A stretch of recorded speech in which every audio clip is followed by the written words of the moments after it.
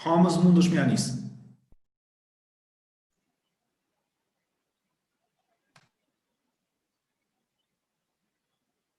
Të nderuara zonja Korina, të nderuar panelist, të nderuar pjesëmarrës, më lejoni që në emër të projektit Success ta hap këtë eventin e tretë digital, që njëherët është edhe event përmbyllës i ngjarjes së idejës, i cili trajton një temë të rëndësishme e që është digitalizimi si dhe gratë biznes si promovuese digitalizimi.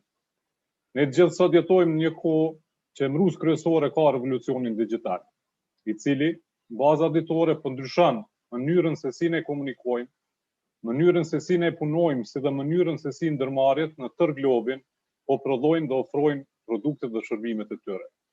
Revolucioni digital po sjell inovacione të shumta që po ndryshojnë sektor të tërë dhe njëherët po krijojnë edhe industri të reja. Se digitalizimi sjell dobi të shumta është e pakontestueshme. Së pari, digitalizimi krijon mundësi të reja dhe të mëdha për të gjithë, pavarësisht dallimeve gjinore. Së dyti, digitalizimi po ashtu është edhe proces i cili i bashkon dhe avancon njohuritë, cilësitë dhe aftësitë të gjithëve. Dhe së treti, digitalizimi po mundson zhvillimin e shërbimeve më të shpejta, më efikase dhe më të lira për gjithë qytetarët. Revolucioni digital vetëm se është përforcuar tani me pandeminë e COVID-19 dhe është një proces i cili është i pandalshëm. Shoqëritë që e përqafojnë me kohë këtë zhvillim do të jenë përfituese të mirëfillta të tij, si do të vjelin frutat më të mira. Për këtë është më rëndësi që edhe ne si shoqëri dhe si ekonomi sa më shpejt bëhemi pjesë e ekonomisë digjitale dhe të përfitojmë nga të gjitha të mirat që i sjell digitalizimi. Si shoqëri që kemi një popullat të re, si dhe një përdorim dhe penetrim të lartë të internetit, i kemi vetëm dy parakushte të rëndësishme për të qenë suksesshëm në këtë drejtim. Sido që të jetë, revolucionin digital duhet ta shfrytëzojmë edhe si momentum, mirë po edhe si proces, që si shoqëri dhe si ekonomi të avancojmë edhe në një aspekt tjetër të rëndësishëm, e që është aspekti i barazisë gjinore. Barazia gjinore jo vetëm që paraqet një drejtë themelore, mirë po është edhe parakusht për zhvillimin e një ekonomie moderne që siguron rritje të qëndrueshme dhe gjithëpërfshirëse për gjithë aktorët e saj. Duke pas parasysh rëndësinë e pozitës barabartë gruas në shoqëri, donatori ynë ADA përkrah projekte të shumta dhe ndryshme që synojnë fuqizimin e ndërmarrësisë grave, si dhe fuqizimin e pjesëmarrjes grave në procese sociale, politike dhe ekonomike. Projekti Access, i cili është financuar nga Agjicioni Austriak për Zhvillim dhe kofinancuar nga Ministria e Tregtisë dhe Industrisë si dhe Ministria e Ekonomisë dhe Ambientit, ka për synim që përmes digitalizimit të rrisë konkurrueshmërinë dhe performancën e ndërmarrjeve mikro të vogla dhe të mesme në Kosovë, duke sjellë kështu përfitime për grupet e marginalizuara, përfshirë këtu edhe njerëzit që jetojnë në varfëri.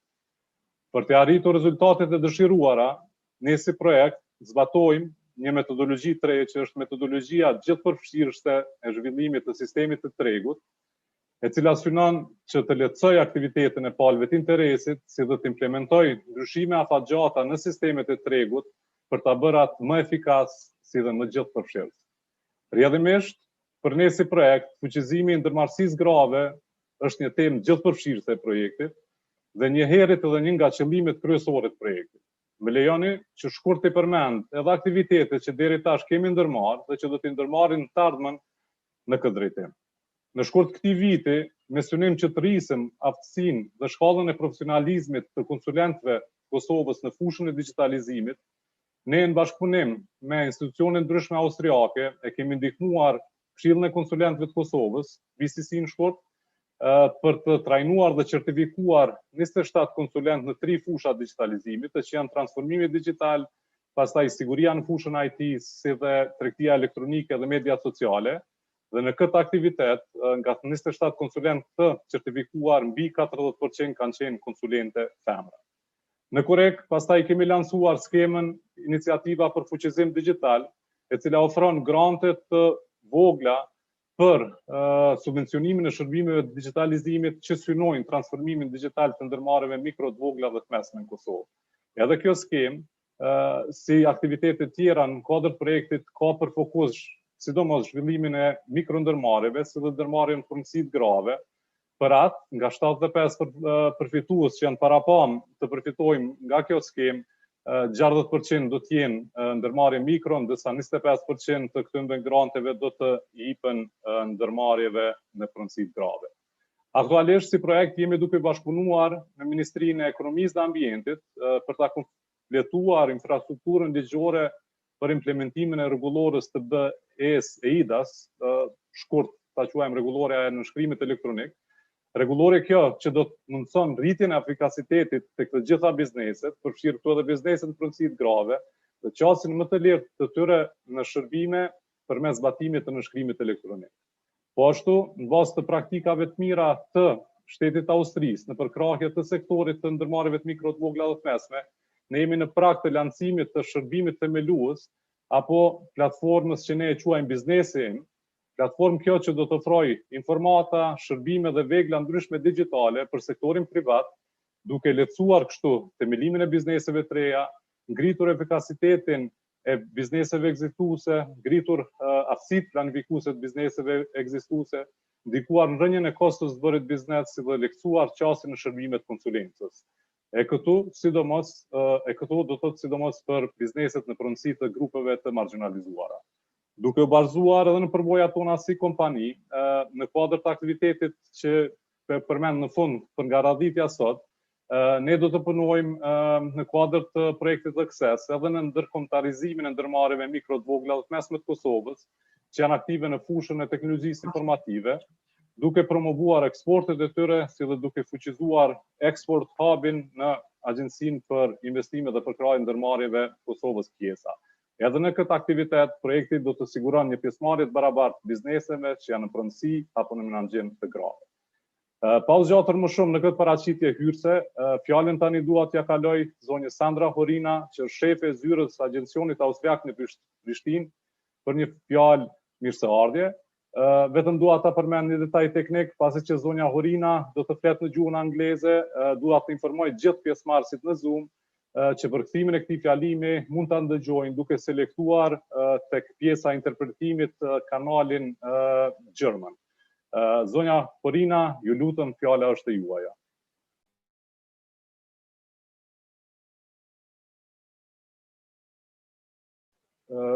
You are still muted.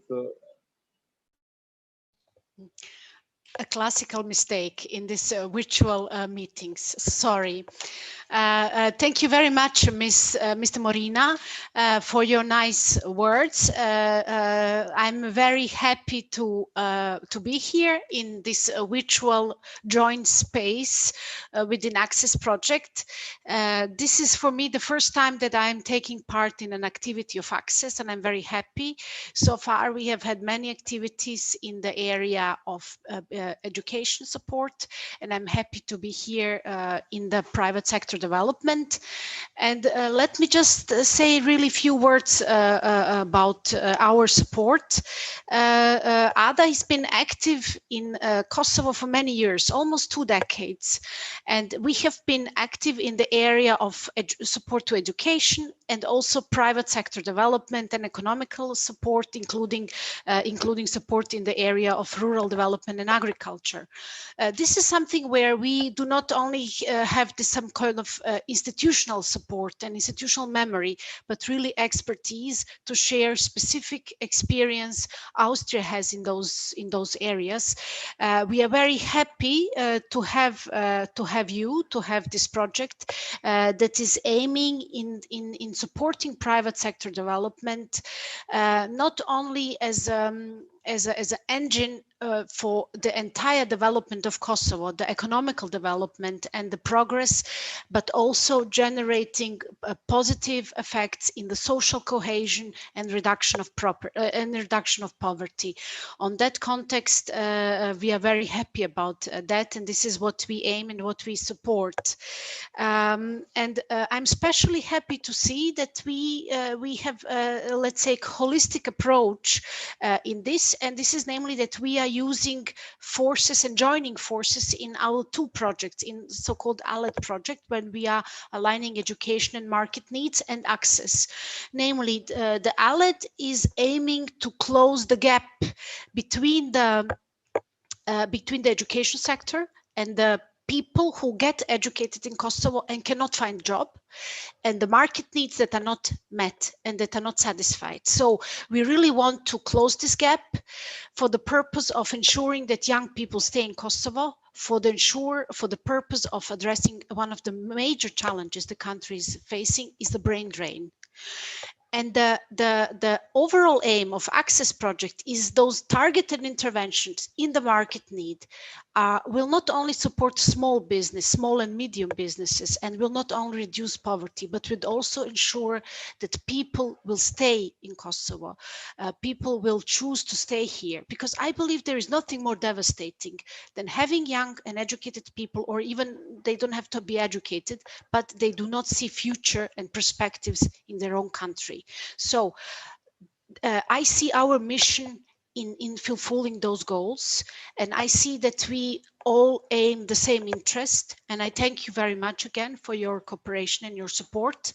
And I'm looking forward to this event. And was nice meeting you again virtually.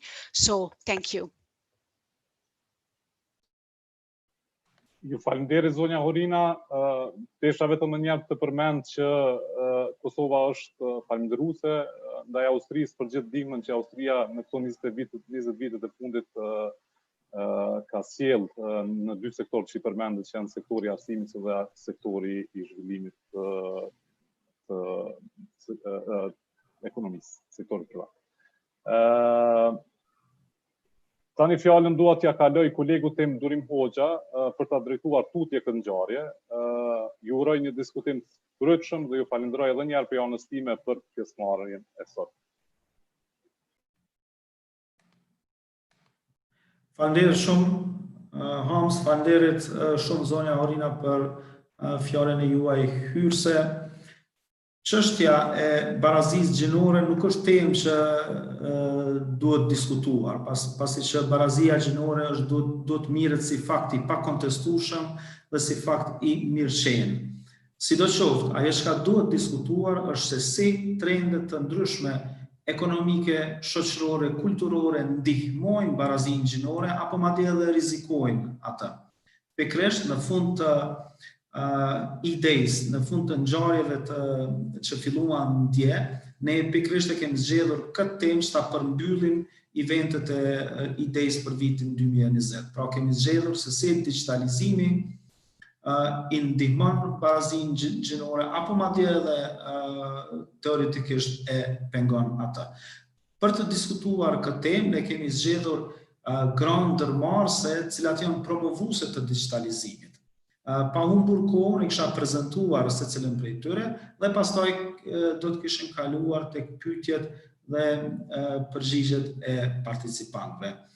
Fillimisht e kemi zonin Albulena Zaimi nga Agjencia Austriake për Zhvillim, që siç u tha edhe nga zonja Horina, Ada tashmë është e mirë njohur për intervenimet e saj në dy aspekte, edhe nga ana ofertës edhe nga ana e kërkesës në tregun e punës. Pra edhe të ndërmarrjet private, po edhe të sistemi i edukimit. Pas zonën Zaimi kemi zonën Linda Shala, e cila me përvojën e saj 30 vjeçare në fushën e sektorit privat si ndërmarrëse, do ta ndaj perspektivën e vet. Po ashtu zonja Linda Shala sot përfaqëson edhe dhomën ekonomike të grave, që është institucion i cili tashmë ka ndërmarrë disa aktivitete në përkrahjen e transformimit digital të ndërmarrjeve në pronë të femrave. Në mesin tonë, po ashtu e kemi një promovuese jashtëzakonisht madhe të digitalizimit, kemi Donjeta Saad Qiun, që është partnere menaxhuese e kompanisë Rota, që do ta ndaj perspektivën e vet lidhur me këtë temë. Dhe në fund kemi Rudinën nga Rudi's Cake Factory, e cila pasionin e vet e ka shndruar në profesion, ndërsa profesionin e vet tash është duke e pasuruar me vegla digjitale. Shpresoj që nuk jam shumë i shpejt në të folur, mënyrë që të kallëzojmë pak solidarizim edhe me përkthyesin tonë. Unë e kisha hap diskutimin me një pyetje të përgjithshme për zonën Zaimi, lidhur me atë se cilat janë parimet qendrore të barazisë gjinore, mbi të cilat ADA i ndërton intervenimet e veta dhe në çfarë konkretisht ndërmerr ADA për të përkrahur barazinë gjinore dhe fuqizimin e grave në projektet që ajo i financon. Faleminderit Durim. Përshëndetje edhe një herë për të gjithë. Unë ndoshta deshta me bërë një sqarim, edhe pse ju lakmoj, gjitha zonjave që janë prezente, që janë ndërmarrëse të suksesshme, unë përfaqësoj sektorin e përkrahjes nga ana donatorit, në këtë rast Agjencia Austriake për Zhvillim. Megjithatë, kam kënaqësinë të them se ADA, Agjencioni Austriak për Zhvillim, është ndër një ndër donatorët e veçantë në Kosovë që jep rëndësi shumë të madhe barazisë gjinore. Po them këtë me plot vetbesim për shkak se ne i kemi si agjenci i kemi të parapara, domethënë për mbushjet e të gjitha kornizave ndërkombëtare, marrëveshjeve ndërkombëtare të cilat shpijnë apo kontribuojnë te barazia gjinore. Edhe në të njëjtën kohë mundohemi në të gjithë punën tonë që të integrojmë domethënë perspektivën gjinore dhe zbatimin e gjitha politikave, veprimeve, aktiviteteve të cilat e promovojnë fuqizimin e grave dhe vajzave, por edhe në adresimin e pabarazive strukturore, nëse mujë me quajtë ashtu. Nëse po flas për shembull nëse ne e inicojmë një mbështetje për një projekt të ri, si agjenci, domethënë një ndër parakushtet kryesore është zbatimi i barazisë gjinore. Projektet të cilat ne i mbështesim, sidomos këto 2 vitet e fundit, janë madje të obliguara të bëjnë një analizë gjinore për fushën për të cilën është duke u ofruar mbështetja apo përkrahja. Dhe analiza gjinore na tregon, na jep një realitet apo një gjendje aktuale se si janë të përfshira femrat, gratë dhe vajzat në aspektin e temës ose fushës për të cilën jepet përkrahja. Dhe i kemi disa standarde minimale, nëse mujë me i quajtë ashtu, që projektet duhet të mbështesin gjithsesi aspektin gjinor dhe ato ndahen në disa marker apo indikator të cilët ne i quajmë në këtë gjuhën e aktuale të zhvillimit, domethënë që projektet e kanë obligative që të kenë së paku indikatorin një, që nënkupton se së paku njëra nga qëllimet apo aktivitetet të cilat i mbështesin ta ketë për qëllim domethënë fuqizimin e grave. Kurse aktualisht kemi 2 projekte të cilat qëllim kryesor e kanë fuqizimin e grave dhe kjo nënkupton që ato e përmbushin markerin 2 apo indikatorin numër 2. Do të thotë projektet tona skenohen, analizohen dhe e kanë do të thotë kusht për t'u aprovuar pjesën e aspektit gjinor. Shpresoj që e rumbullaksova përgjigjen. Faleminderit. Faleminderit shumë Albulena. Also among us is Ms. Dolly Whitberger, which is an international expert on gender equality and gender issues, who is also part of our team, Access team, will present later issues related to our project and also general overview on gender equality. Faleminderit shumë Albulena për kontributin e juaj.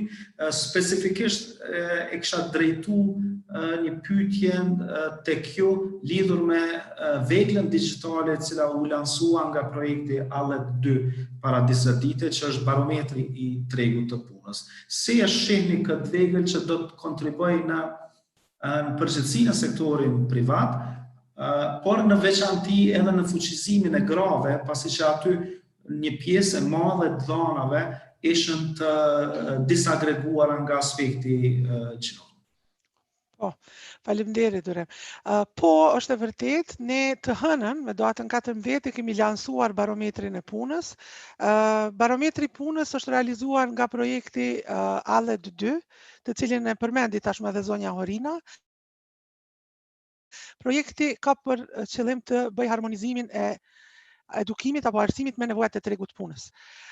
Një prej çështjeve të cilën e kemi vrejt që ka mungesë, do të thotë Kosova nuk është që nuk ka informacione, ka ka të dhëna, por ndoshta ato të dhënat janë edhe jo aktive, nëse muj me I quajt ashtu.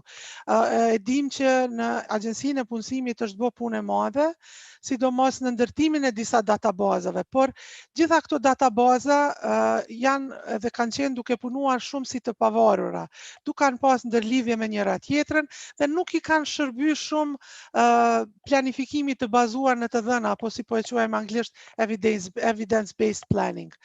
Për këtë arsye, projekti ALED, I cili kërkoj falje harova ta përmend, financohet nga Bashkimi Evropian dhe bashkëfinancohet nga ADA, kishte pas për qëllim që të bëjë një ndërlidhje. Fillimisht është menduar që të ndërlidhen vetëm databazat e Agjencisë Punësimit dhe ato të Ministrisë Arsimit, por pastaj është parë nevoja që të bëhet një ndërlidhje më e gjerë, e cila I përfshin, do të thotë 10 institucione në Kosovë, duke përfshi Agjencinë për Regjistrim Civil, administratën tatimore, e kështu me radhë. Do të thonë përfshi Agjencinë e Punësimit, Ministritë, edhe të Arsimit edhe të Punës. Është bërë një punë e madhe edhe në disagregimin e dhënave, siç e përmendet edhe ju. Normalisht ne mendojmë se nuk ka planifikim të mençur pa dhëna, pa pasur të dhëna. Dhe në këtë aspekt ne mendojmë se nëse kemi dhëna të disagreguara dhe sipas aspektit gjinor, ne do ta bëjmë të mundur për politikbërësit që të vlerësojnë situatën, që të zhvillojnë politika të duhura, të përshtatshme dhe pastaj edhe të përgjigjen nevojave përmes këtyre politikave. Unë mendoj që këto të dhëna dhe mendoj që një prej sukseseve të kësaj databaze të lansuar është që përgjegjësia për mirëmbajtjen, menaxhimin dhe plotësimin dhe furnizimin me dhëna I është dhënë automatikisht institucioneve, sepse ne jemi shumë të vetëdijshëm që Kosova është që 20 e sa vite duke u mbështetur prej donatorëve. Dhe kemi nevojë që institucionet tona të marrin përgjegjësinë për të çuar proceset përpara. Dhe mendojmë që me këtë element ne kemi ndikuar në përmirësimin e qasjes në të dhëna edhe përmirësimin e informatave dhe për sa I përket aspektit gjinor, në mënyrë që të kemi politika më të mira dhe planifikime dhe përgjigje në nevojat edhe pse jo specifike edhe të grave dhe vajzave.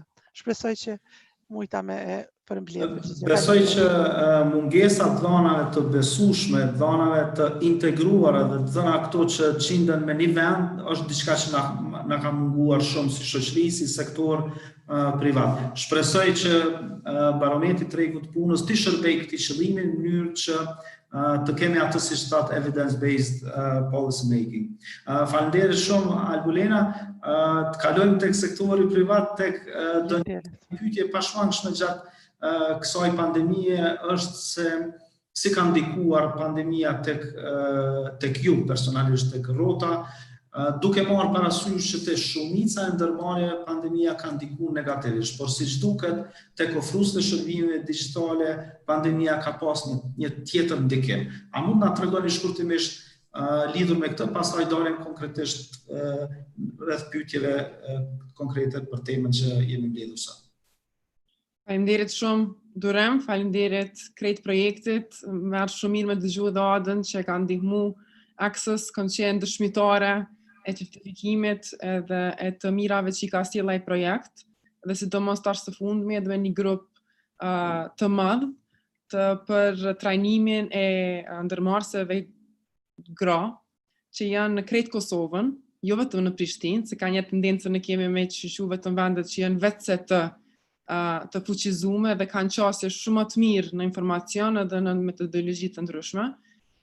Pandemia është e vërtet për sektorin ton ka qenë relativisht pozitive në aspektin që kemi pas kërkesa të shumta për me ndihmu bizneset në digitalizim. Sigurisht që ne kemi kalu shumë kohë, shumë vite më përgatit për digitalizimin e sektoreve në Kosovë. Si Rrotë, ne funksionojmë për vitit 2001 dhe kemi qenë pjesë e pandashme e institucioneve publike, organizatave, sektorit privat, kalimit prej kohës së pas luftës në marketing tradicional deri në marketing digital edhe tutje në komunikim digital përmes platformave të ndryshme. Njëra prej sfidave kryesore që ne kemi, sidomos këtë vit me rastin e pandemisë që është kriju një eufori shumë e madhe për digitalizim dhe një kërkesë, kjo ka vënë pa mungesën e vetëdijsimit se çka nënkupton digitalizimi. Ne, edhe pse jemi si kompani që ofrojmë shërbime, në të njëjtën kohë e kemi edhe përgjegjësinë e edukimit të sektorit, se si ti përdor veglat që i nevojitën për me u digitalizu dhe çka nënkupton digitalizimi, sepse shkon përtej teknologjisë. Nuk është e njëjtë sikurse me marr një tool që ekziston dhe me përdor atë, dhe nuk përdoret njëjtë në të gjitha sektoret. Është e rëndësishme me definu pse duhet të digitalizohet dhe çka nënkupton digitalizimi për kulturën e asaj organizate, për ekipin që punon aty, për operativën krejt mbrapa që mundet me mbështet një digitalizim. Kjo është njëra prej sfidave kryesore që ne kemi si sektor, ndonë se nuk përkon shumë me punën që ne e bëjmë, se ne jemi dizajner, programer, domethënë ofrojmë shërbimin, po e kemi pa që kemi shumë nevojë me mbështet kompanitë së pari me kriju një strategji të mirëfillt, dhe me kuptu çka duhet të digitalizojnë dhe çka duhet të mësojnë që të nisin rrugtimin e digitalizimit. Unë ka rasti me punu me shumë gra ndërmarrëse, edhe jam shumë e lumtur, edhe mendoj po e pres ditën që nuk kemi me pas mo këtë temë të fuqizimit të grave, specifikisht me undaj me diskutu për gratë. Unë jam shumë dëshmitare dhe bindun që gratë janë shumë të hapuna për me mësu, janë shumë të hapuna për me përfitu nga shumë donatorë që po ofrojnë mundësi që mi fuqizu ato dhe mi trajnu ato, duke fillu prej aftësive bazike në promovimin e bizneseve të tëne, në definimin e strategjisë të tëne, deri tek përdorimi i tools që janë të gatshme që me i bo më eficiente në punën të cilën ato e bëjnë. Në këtë kontekst, Donjeta, kisha dashur me ndërpreqë një pyetje konkrete. Para pyetjes konkrete, absolutisht pajtona me ju, ashtu siç e thash edhe në hapje, që çështja parazigjinore nuk është temë për të diskutuar, por ato që duhet diskutuar është se si trendet ekonomike, siç është për shembull digitalizimi, ndihmojnë apo pengojnë fuqizimin e grave. Konkretisht, bazë përvojës të juaj, a keni pa ndonjë ndryshim mes adoptimit të transformimit digital në biznese që janë pronë e femrave dhe biznese që janë pronë dhe mashkull? Nëse ka dallime, atëherë ku mendoni që qëndron arsyeja e këtyre dallimeve? Me ju thënë të drejtën, nuk ka dallim të tillë. Domethënë, teknologjia është e qasshme për të gjithë, dhe të gjithë ose e kuptojnë atë ose nuk e kuptojnë atë, dhe nuk ka marrë një përfundim që ekziston një dallim gjinor sa i përket njohurive që duhet për me pas një biznes produktiv në përdorimin e mjeteve që janë të qasshme për digitalizim. Dallimi ku qëndron në fakt është e shohim të bizneset të cilat janë më në periferi, nuk janë në qytetet të mëdha, të cilat nuk kanë treg qasje në treg sikur se i kanë qytetet të mëdha, dhe rrjedhimisht nuk janë shumë të njoftuara me mundësitë që i ofron një treg i tillë. Dhe atëherë kjo është një temë pak më e gjerë, mirë po për më u kthy më konkretisht, domethënë në aspektin e teknologjisë e digitalizimit, ne nuk guxojmë të harrojmë faktin që kjo si industri vazhdon me qenë industria e digitalizimit industri e burrave. Domethënë edhe kur kom hyrë në kompani në rrotë, kam qenë ndër të parat që kam marrë përgjegjësinë për me menaxhu një sektor të tillë.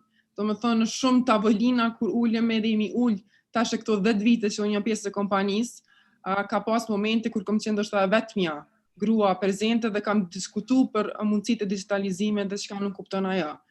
Jam shumë e lumtur që tash ajo pasqyrë nuk është më. Domethënë kemi bërë një hap përpara, kemi shumë kompani që janë hap prej ndërmarrëseve gra, edhe ato janë të shtyp përpara komplet konceptin kësaj barazie, dhe janë që ato që po e luftojnë dhe po e mbështesin.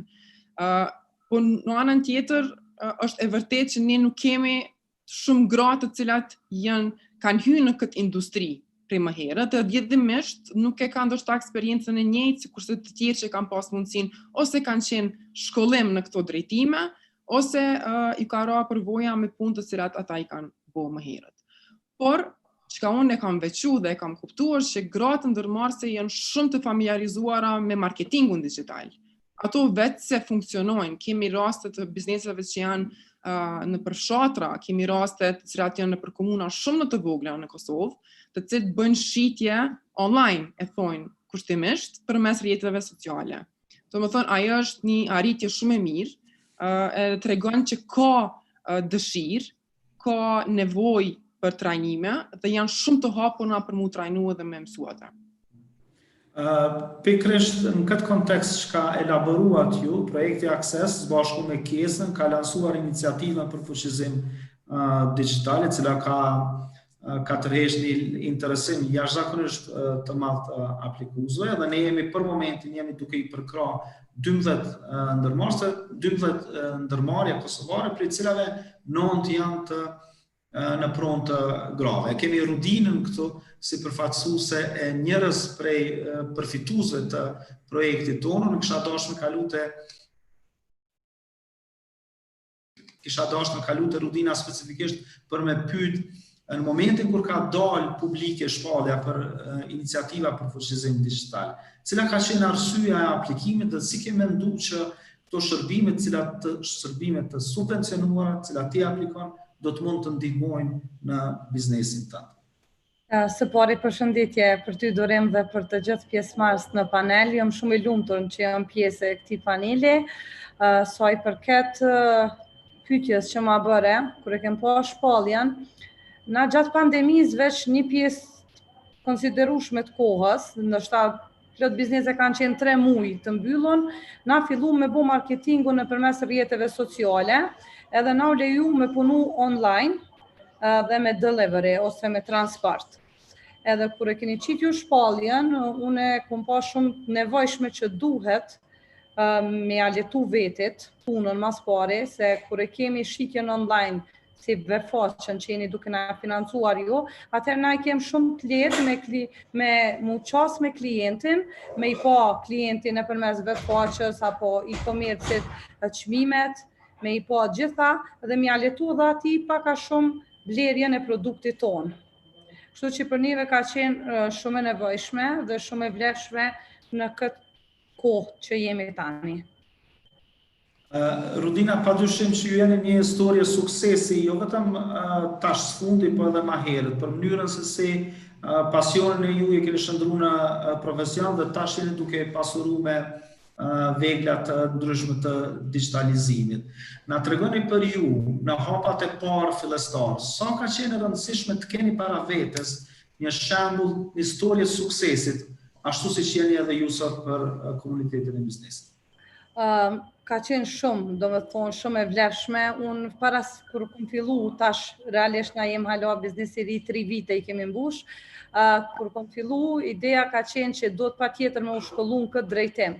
Na deri tash kemi pas ëmbëlsira tradicionale, recetat nanave tona, cilat i kemi përgatitur dhe cilat ende i përgatisim. Mirë po e kom pa që në vendin tonë është e nevojshme me shkuën në një hap pak më të lartë, mu avancu pak dhe ndoshta me ecë me vendet perëndimore.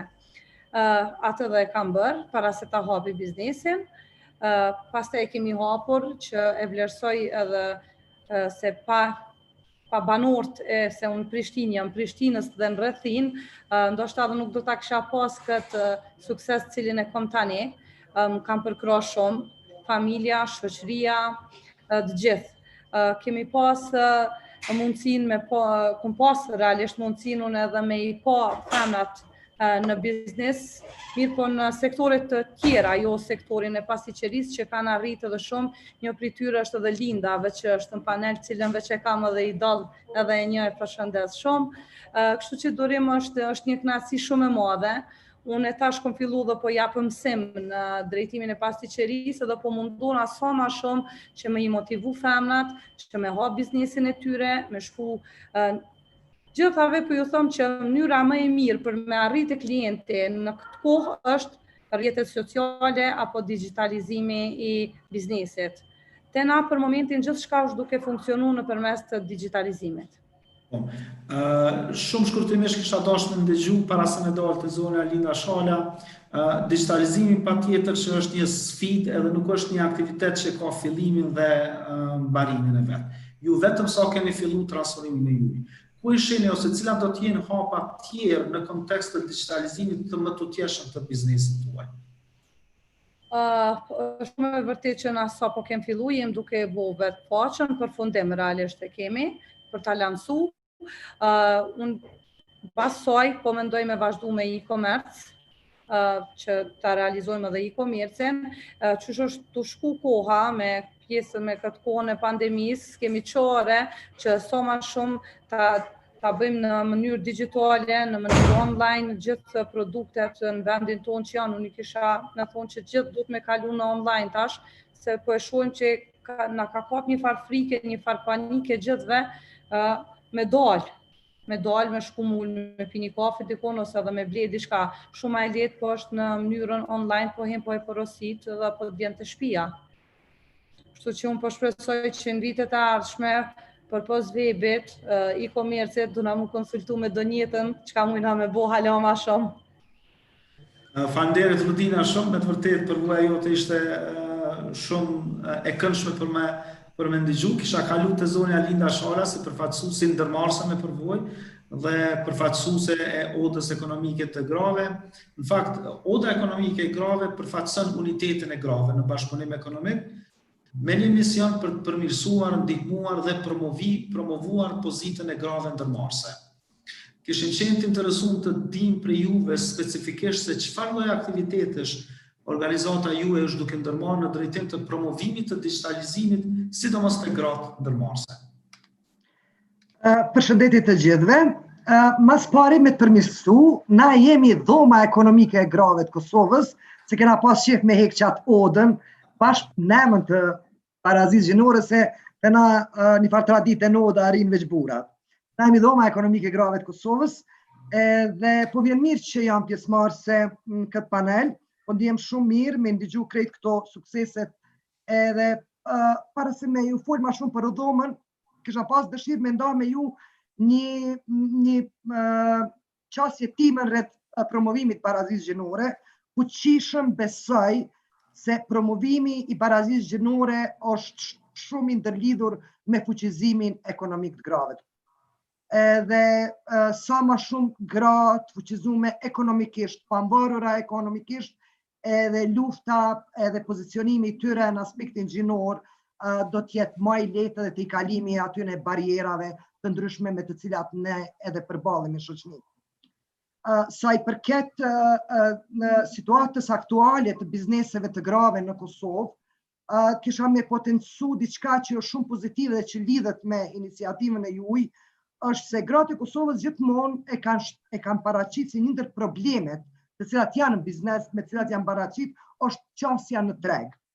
Të cilat ata kanë qenë kufizuara për faktin, për shembull, që janë qirate shtrejta për objekte, problemi transportit, problemi i mungesës qerdheve, i komunikacionit, disa probleme të cilat ato i kanë kufizu për me pas qasin treg. Dhe ajo çfarë po ndodh si një përvojë, si një e mirë në këtë keqje që na ka kaplu me pandeminë, është një hapësirë e re të cilën gratë e Kosovës e kanë shfrytzu, mund të them, befasueshëm maksimalisht. Do me thonë, momentin kur kemi ballafaqur me pandeminë, me mbylljet, na kemi një ekspanzion të bizneseve, të mikrobizneseve dhe bizneseve të grave, të cilat e kanë gjetë hapësirën me e plasu produktet dhe shërbimet e tyre nëpërmjet rrjeteve sociale. Që tregon për një agilitet të komunitetit, sepse ndoshta ato kanë qenë edhe më aktive dhe përpara i kanë përdor, po kërkesa ka qenë më e vogël nëpërmjet digitalizimit, nëpërmjet rrjeteve sociale. Kështu që ajo çfarë është shumë e mirë është që ky reagim shumë i mirë i bizneseve të grave, që realisht çat barierën e qasjes së tyre në treg për produktet dhe shërbimet e tyre, ato e kanë përdor nëpërmjet digitalizimit, sidomos nëpërmjet rrjeteve sociale, edhe si nevojë e kohës të ballafaqimit me pandeminë, realisht e kanë kuptuar rëndësinë edhe avantazhin të cilin po jep digitalizimi i ekonomisë. Kjo është gjë normal, na si popull kemi prej përvojës, po ju flas, kemi prirje në teknologji.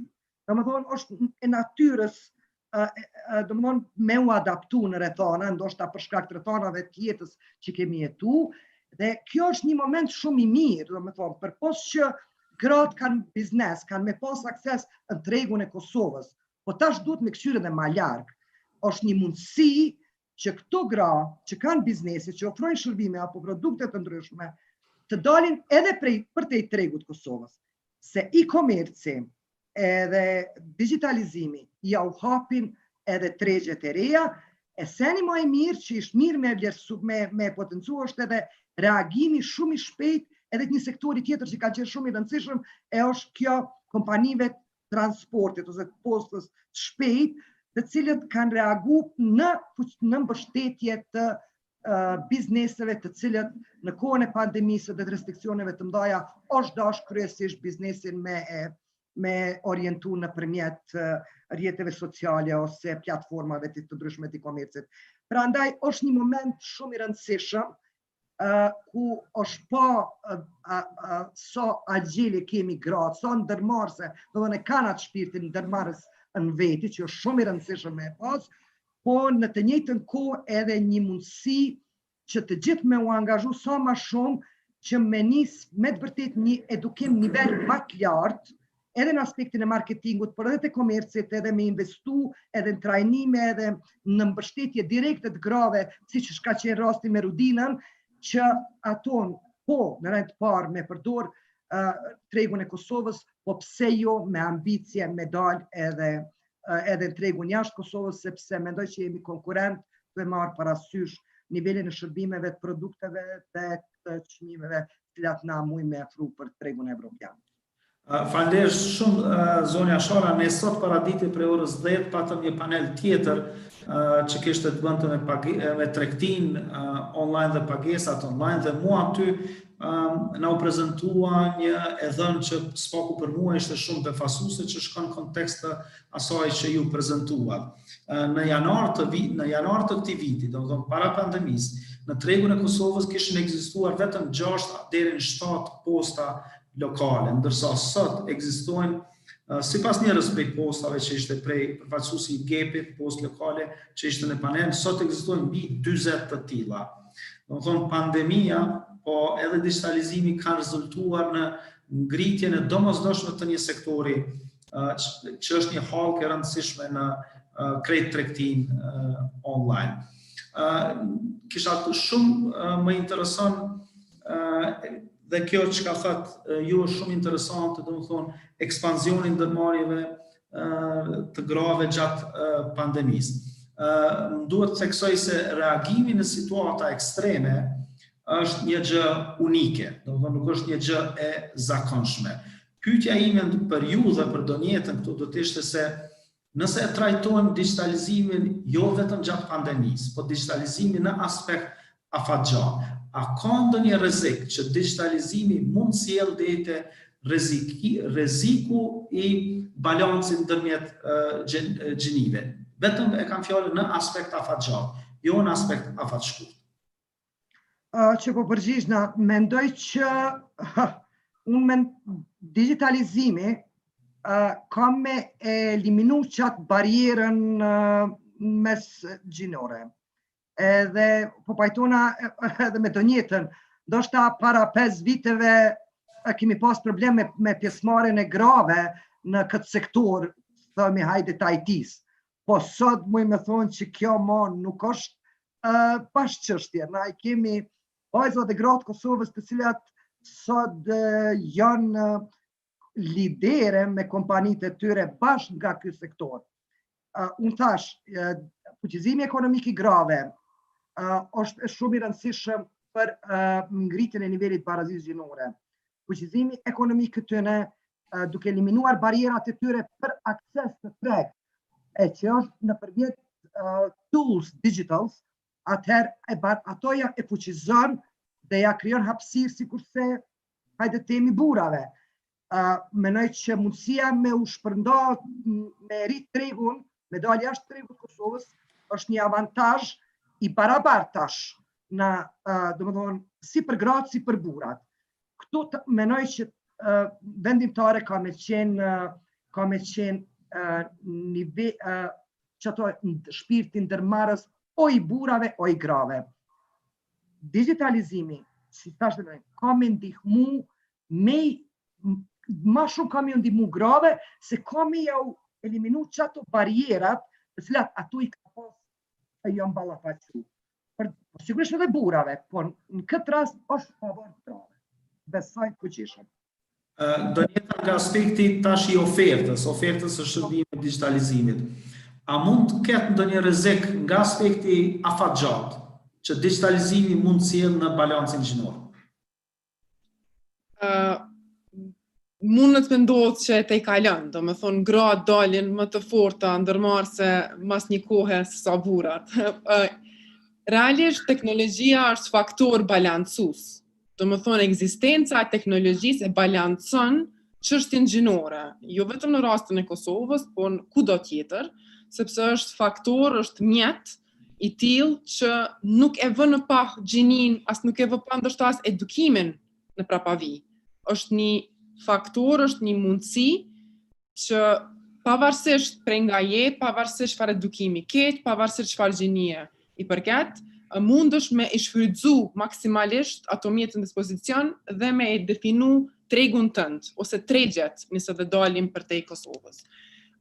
Nuk e shoh të rrezik, unë e shoh që në 5 vitet të ardhshme, ndoshta edhe në 3 vitet të ardhshme, ne kemi pas një boom tjetër, që kemi pas një boom para një kohe të hapjes së bizneseve të reja. Është saktësisht pandemia, ajo e cila edhe ato gratë që kanë qenë në shtëpi dhe kanë bo punë dore ose çka të tjetër, i ka jap idenë se si munden me përmes digitalizimit atë punë që ato e kanë bo në shtëpitë e tyre kudo në Kosovë. Pra po e theksoj, është shumë e rëndësishme më fokusu edhe te gratë që janë jashtë qendrave të mëdha që nuk e kanë qasjen dhe nuk e kanë mundësinë e njëjtë të tjerat për mu promovu dhe për me dalë në treg. Ato e kanë shfrytzu këtë, ose duke dëgju çush ka bu dikush tjetër, ose duke pa një shembull dikuj tjetër, po qasja, do më thonë që përmendi dhe zonja Linda, do më thonë agiliteti, fleksibiliteti për mu adaptu në kushtet e jashtëzakonshme dhe me dalë në treg, me monetizu idet dhe ato që ka mundesh me bo në kushtet shtëpia, na kemi dëshmu që mundem me bo shumë mirë. Dhe ne si sektor, ose si edhe shoqat e kësaj industrie që jemi, dhe shoqatat të tjera që ndihmojmë, institucionet duhet me mbledh edhe me e punu shumë bashkë me sektorin bankar, me shoqatën e bankave, për me ngrit vetëdijsimin e përdorimit të pagesave online dhe digitalizimit tutje. Ne kemi një rrugë shumë të madhe për të bërë. Do më thonë, e keni dëgju me siguri dhe sot që shumica transakcioneve nuk mbyllen online, ekziston një kulturë që nuk ju beson pra pagesave online e këtë këto. Kështu ne duhet së bashku, si promovues më të mirë të kësaj dhe që e kemi përvojën dhe ballafaquemi këtë punë çdo ditë, të ngrisim vetëdijsimin se çka nënkupton dhe të ndihmojmë bizneseve që të digitalizohen, sepse është edhe infrastruktura, është ai zinxhiri mbrapa që përmend pak posta krejt këto, që kanë ndiku për me u kriju kushtet më të përvoshme që me pas punë në të ardhmen përmes tregut elektronik. Faleminderit shumë Donjeta. Now we'll turn to our gender expert. I believe what you have heard today, Dolly, are enriching also for you as they are for me. Can you please share your point of view and your thoughts from your perspective, also as being part of Access Project? Thank you, Durim. After our panelists, it is actually difficult to find any other important and significant aspect because they all addressed basically the full range of critical issues. Still, let me just mention 2 or 3 aspects, and I would like to bring it to a little bit of a more bird's view level. When we think back, the Access Project was conceptualized and developed at the time when none of us knew what would come. And we tried to address gaps and structural deficits. And one of them is inequality between women and men, and the huge gap in their economic inclusion. And now, fast forward 1.5 years later, we see that actually the measures and the lines of thinking that we pursued under the Access project is extremely important for one particular aspect. And this is that in times of crisis, it is extremely important to strengthen and build the resilience of communities and individuals. And we already had significant inequalities between the female and the male population, but also between the urban and the rural population, and majority population and ethnic groups in the country. And as the panelists have shown, the availability, the sudden availability of tools for basically everybody who has internet access. And here I make an asterisk because it's also about the penetration rate and access to broadband. So the limitations are not anymore that I depend on a good friend or on an outreach program, and if I'm lucky, I might get the advice. No, the tools are now there, and they're available. But now the limiting factors become really the infrastructure. So am I reached as a citizen by just the connection?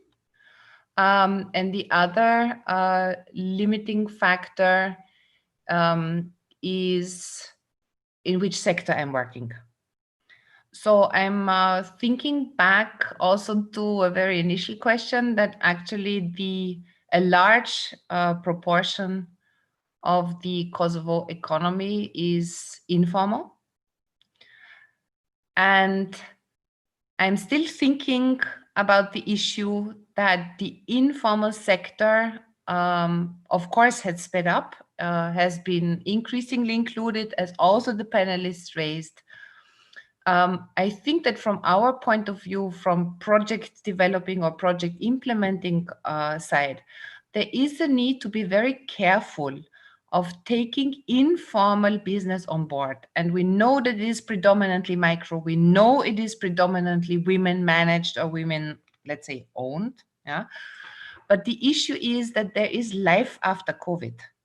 So what we need to do, I think, at the current moment is that, yes, of course, we support startups, we support existing business, but there is also this need to completely gauge the capacity and the spirit of not all, but a significant share of informal business women and also businessmen who are operating within the informal sector or informal part of the economy, that have perspective to create income, to generate wealth, to even employ others, and to make sure that they are going through the process gradually of formalizing and then standardization and growing and contributing to the economy. So I just wanted to mention that I think that this focus on what is happening actually in Kosovo's informal sector and what the potential there is really important. And then also to have a look at the really rural areas. And also, I mean, you have already mentioned it. I mean, it was lovely what Donjeta said, that there are individuals who never knew what their mobile phone might do in terms of access to markets, in terms of sales, in terms of accessing information that they would never have received because they were dependent on eligibility criteria, on pure luck, on middlemen, on a lot of issues that are not there to this extent anymore, and who can now access this information and can really grow and thrive. So yeah, this was just and okay, the last point I wanted to make is that Access project also is super relevant in my eyes, not because I'm passionate about it and I'm part of it, but from the point of view that it, in its activities, it addresses also the enabling environment for digital transformation. So of course, yes, there is a revolution and we transform, fair enough, we grow, but also this needs to be regulated. It's not that we can transform into a void, into a vacuum. So there is this component that this also needs to be clearly regulated by legislation, by sub-legal acts. And one point, for example, is the digital signature. This is a major innovation. It's also a major democratization aspect. It gives access to being a legal person online, which is basically essential for making business in this new digital transformative development. So all of that needs to go hand in hand. The legal framework, the capacity of individuals, the appropriateness of tools. And then, of course, when we think about trade and export, also this is regulated. Nothing just happens in a vacuum or just because I have the idea. So I think there's a lot that needs to be done also at the level of legislation, sub-legal acts. But as said, Access also addresses it. And it goes down to the individual in a remote area. What the challenges are there, where I am, and how are they connected? So how is this micro level, be it that I am in the informal or formal sector, how is this micro level connected to the super macro level, like international trade? So what is happening currently is embedded within this wide bracket. It is fantastic that the Access project has managed to address the gender inequality and systemic women's discrimination and exclusion dimension throughout all its activities. So I'm very glad to have been also listening to the panelists and their powerful statements and their passion for the current development, which I completely share, and I very much hope to be able to support in the future. Thank you. Faleminderit shumë, Dolly, është kënaqësi që të kemi në projektin ton. Ora që ka po 4, më duket sikur me pas fillu debati tash. Me të vërtetë ishte kënaqësi që ju kemi të gjithë juve këtu. Nëse nuk keni diçka me kontribu për fund, atëherë unë kisha bëni përmbledhje të 2-3 pikave kryesore të debatit, në mënyrë që të kemi respekt edhe për kohën e juaj, po edhe për kohën e atyre që po na ndjekin nëpër rrjetet sociale, nëpërmjet ekonomia online ose nëpërmjet Zoomit. Ajo që është shumë e rëndësishme nga aspekti i Adës, u thash se të gjitha projektet që përkrahen, patjetër që do ta kenë komponentën e fuqizimit të grave. Po ashtu theksua që pandemia ka ngjallur kërkesën për digitalizim dhe edukimi i ndërmarrësve në këtë kontekst është jashtëzakonisht shumë e rëndësishme. Ndoshta ajo kryesorja që u diskutu këtu dhe u identifiku nga të gjithë folësit, sidomos nga zonja Shora dhe Donjeta, është që digitalizimi eliminon pengesat gjinore, kontribon në barazinë gjinore. Kjo është shumë e rëndësishme për gjithë neve që punojmë në sektorin e zhvillimit. Kjo është një sinjal i mirë edhe për të gjitha institucionet tjera. Në fund krejt, kisha dashur të theksoj edhe një element që e mira këtyre eventeve online është që ato po incizohen dhe mund të shikohen edhe matutje. Unë për vete, duke qenë i angazhuar më direkt, nuk pata rast ndoshta që thellësisht 100% të absorboj ato që ka thënë, kështu që unë do të kthehem edhe një herë ta ndigjoj krejt eventin. Faleminderit shumë. me kaq përfundon eventi dytitor Idejs i organizuar nga projekti Access. Ne do të organizojmë Idejs event në vitin 2021 edhe njerë. Deri atëherë, mirupafshim dhe faleminderit shumë për kontributet e juaja. Mirupafshim. Faleminderit shumë për invitacinë. Mirë, sot mirë, faleminderit.